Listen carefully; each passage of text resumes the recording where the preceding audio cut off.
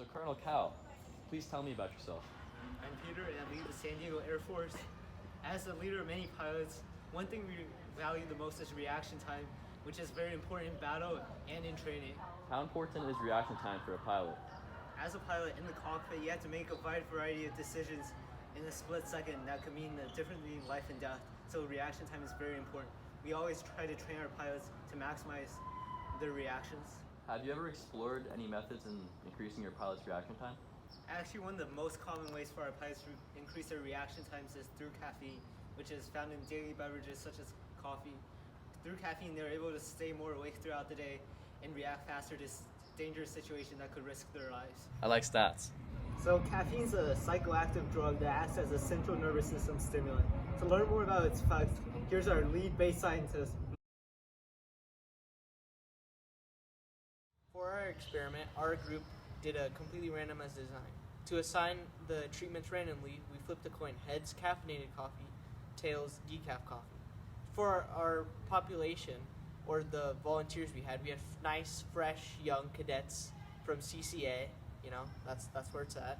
And we had 80 of them in total. To ensure control of confounding variables on our experiment, I had my assistant Luke over here What's up? No.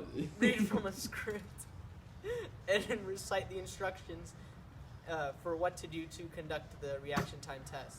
Also, we had to keep the location controlled to make sure that the Wi-Fi speed was consistent every time the subject or the cadet clicked on the mouse pad, and we cleaned it before and after.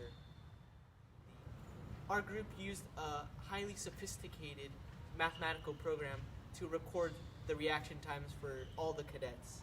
And for treatment 1, we had 43 cadets. For treatment 2, we had 37. For the caffeinated coffee, we had a mean reaction time of 233.93 milliseconds. In treatment 2, we had a mean reaction time of 241.297 milliseconds. I like stats. Here's my assistant Luke. Alright, so after a very in-depth statistical analysis of our data, we come to the conclusion that our p-value of 0.041 is less than the significance level of 0.05. That means for you statistics students, we reject the null hypothesis, and there's no difference in the true. I like stats.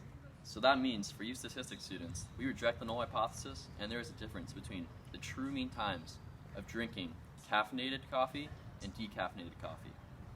Just my personal opinion, if I had to say, this was an excellent experiment, and I'd love to repeat this.